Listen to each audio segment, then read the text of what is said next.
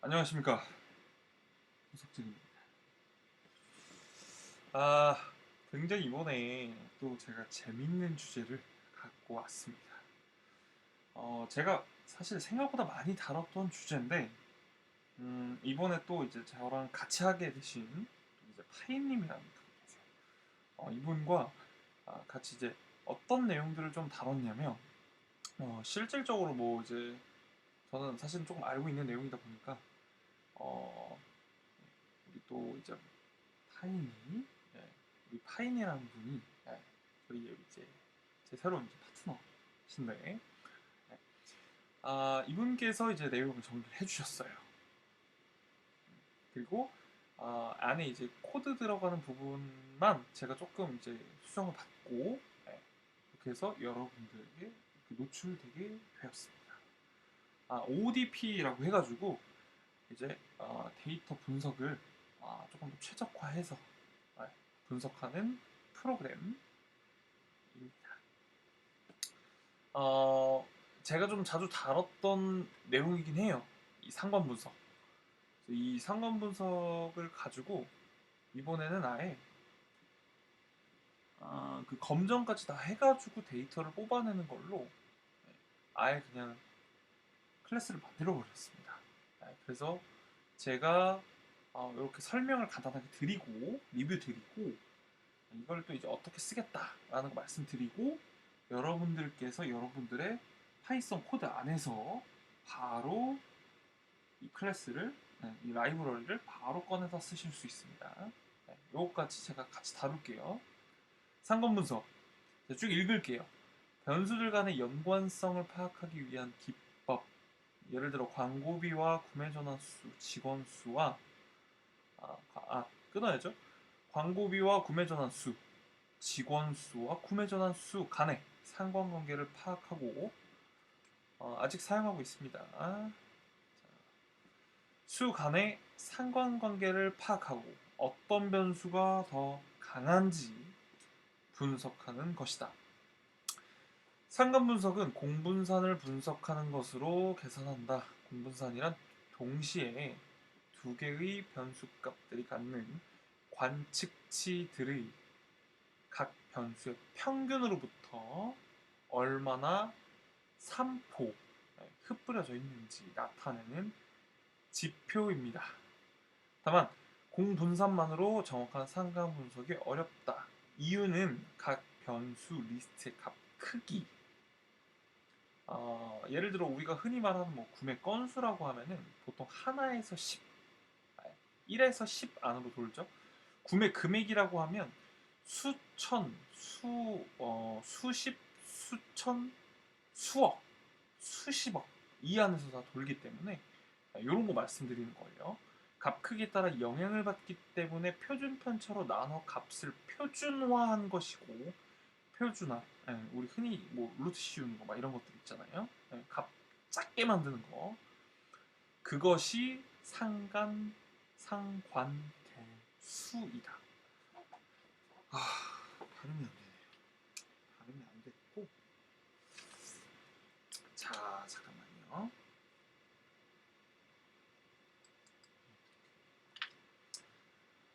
밑에 이제 코드를 볼 건데 여기까지는 사실 다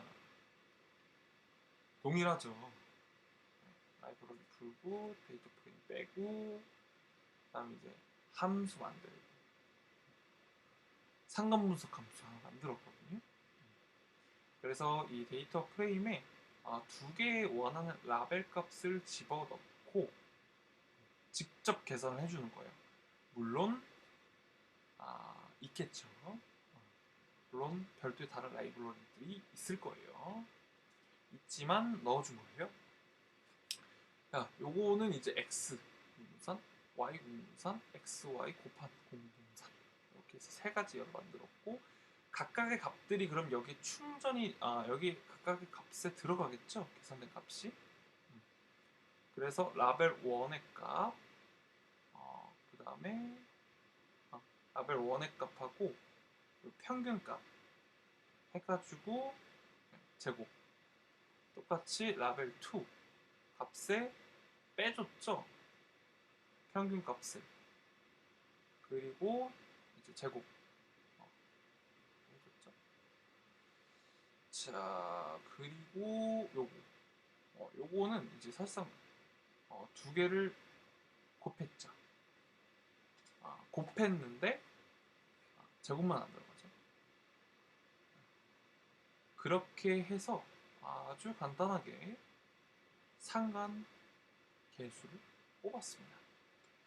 요렇게까지 하면 그냥 상관계수가 바로 뽑히는데 제가 이제 하나를 더 넣어야겠다라는 생각이 들었어요. 그러니까 예를 들어서 이 상관 분석이 된 이 값이 상관관계가 있는지 없는지 검증까지 해주면 좋겠다. 네. 그래서 이걸 어떻게 했냐면 유의 수준 95%죠. 그 다음에 이제 자유도 여기랑 여기 임계값. 이 임계값은 실제로 그 분포의 면적을 의미하거든요. 근데 사실 요거랑 요거 그 다음에 이렇게 t값 사실 요거는 좀 필요하기는 한데 이거 나중에 이 t값하고 임계값 가지고 밑에 계산을 할 거거든요. 그래서 요거 두 개는 중요한데 물론 저희가 이제 만들기 위해서 중요한 거지 사실 이 네 가지는 제가 그냥 다 고정으로 박아놨습니다. 잘했죠 여러분? 여러분들은 라벨 값만 넣으시면 돼요. 자 여기서 기존의 가설은 라벨 1과 2는 상관관계가 없다. 위에 예시로 들면 광고비와 구매전화 수는 상관관계가 없다. 연구 가설은 광고비와 구매전화 값이 상관관계가 있다. 이렇게 되는 거죠. 그래서 요거를 제가 라벨 값으로 이렇게 뺐습니다. 리턴해서 돌려주는 걸로 끝. 밑에 한번 써볼게요. 밑에서 그리고 이제 필준 정규 분포. 자, 요것도 이제 쭉 제가 설명을 드리면 연속적인 데이터의 확률적 분포, 데이터가 확률적으로 어떻게 흩어져 있는가, 그것의 대표적인 개념이 정규 분포이다. 정규 분포는 흔히 인구 통계학적 데이터들의 분포를 파악하는 데 아주 효과적이다. 가령 학창 시절부터 대학 서적까지. 이거는 저도 제가 이제 당연히 저 통계를 배웠을 거잖아요. 누군가한테. 이런 통계와 모든 관련된 얘기, 서적, 내용, 논문 정말 다양한 데서 그냥 아주 일반적으로 듣는 예시가 킵니다. 특히 이런 형태의 데이터는 관측 데이터가 많아질수록 정규 분포에 가깝다. 이 정규 분포는 흔히 우리가 말하는 종 모양. 이 종 모양이 일반적으로 우리가 해석하면 키 180 이상은 매우 적고 키 150 이상의 남자, 성인 남성은 매우 적고 그리고 중간에 한 171부터 179가 제일 많다. 요게 이제 보통 이런 게 이제 종 모양이잖아요. 이런 게 이제 정규 분포.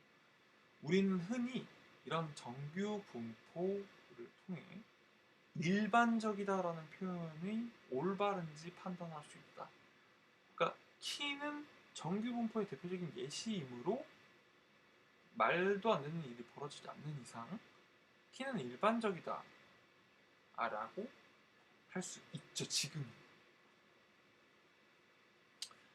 정규 분포는 특히 다음의 식을 사용한다.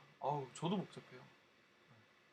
네, 막 보면은 이제 앞에 값에 분산에 루트에 2파이 분의 1 그 다음에 자연수 2값에 제곱으로 올라가는데 그 제곱되는 게 마이너스 2 분산 제곱 분의 x 그 다음에 저기 평균 x 마이너스 평균을 제곱 이제 해가지고 나오는 게 표준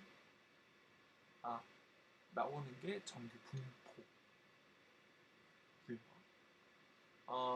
이 정규 분포가 완벽해 보이긴 하는데 평균과 분산값에 따라 여러 가지 형태를 가지므로 정규분포 면적의 크기를 계산해 확률을 알아내는 것은 매우 귀찮은 일이다. 그러니까 평균과 분산값에 따라서 흔히 말하는 좀 첨도가 좀 달라질 수 있는데 정규분포가 보통 종 모양이잖아요. 볼록 올라간 부분이 이게 막 좌측, 우측 막 왔다 갔다 이렇게 막 될 수가 있어요.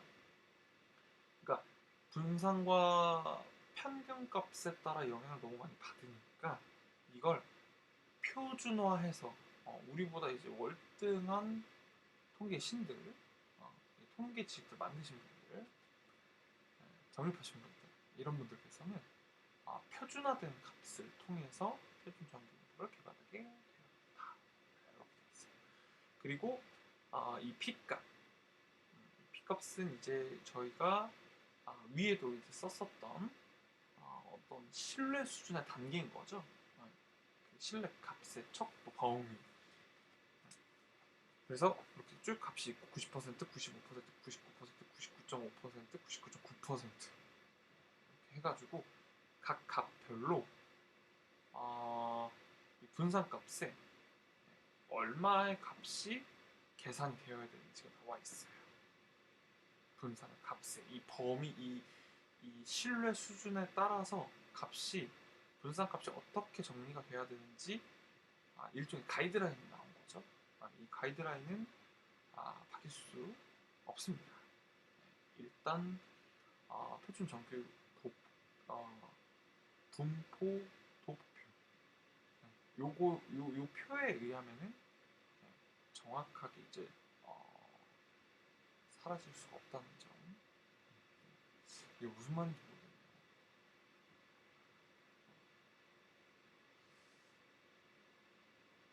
이거 왜 말을 이렇게 했지?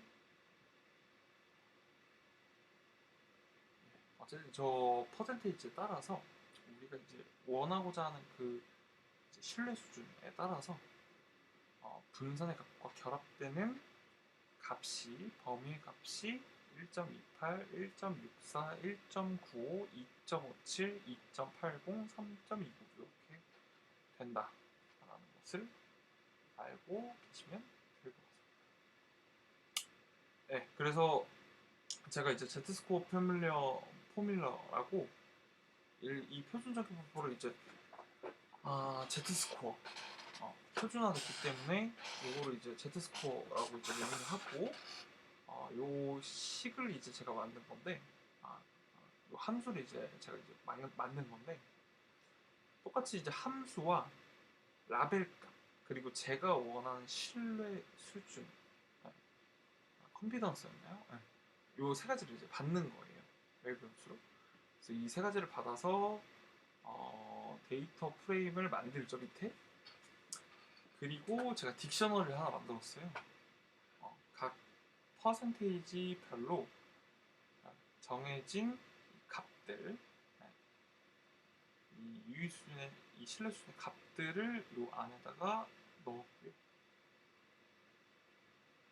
그래서 이 밑에서 바로 이제 계산이 됩니다. 자, 예를 들면은 이 데이터 프레임 안에는 클릭이라는 값이 있어요. 그러면 이 클릭 값을 토대로 95% 신뢰 수준에서 클릭이 발생을 한다면 과연 어느 정도의 그 클릭이 발생할 것인가 요거를 예측해 주는 거거든요. 클릭 밸류 포어캐스팅 이스 이렇게 포어캐스팅 된 값이 나왔죠. 그래서 실제로 이 지금 제가 갖고 있는 데이터 세트로 95% 신뢰 수준으로 계산을 해보니 이제 우리가 만약에 내일 광고를 돌려서 클릭이 발생한다면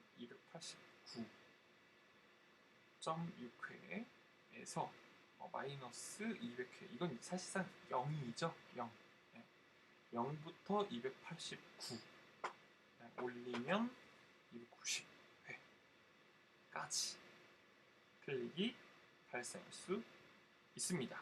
이것을 예측한 건 이것을 이제 신뢰할 수 있는 이 수준, 이 신뢰 수준은 95%.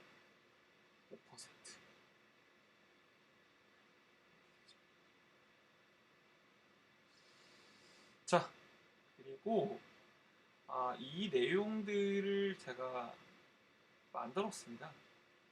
프로그램. 이거를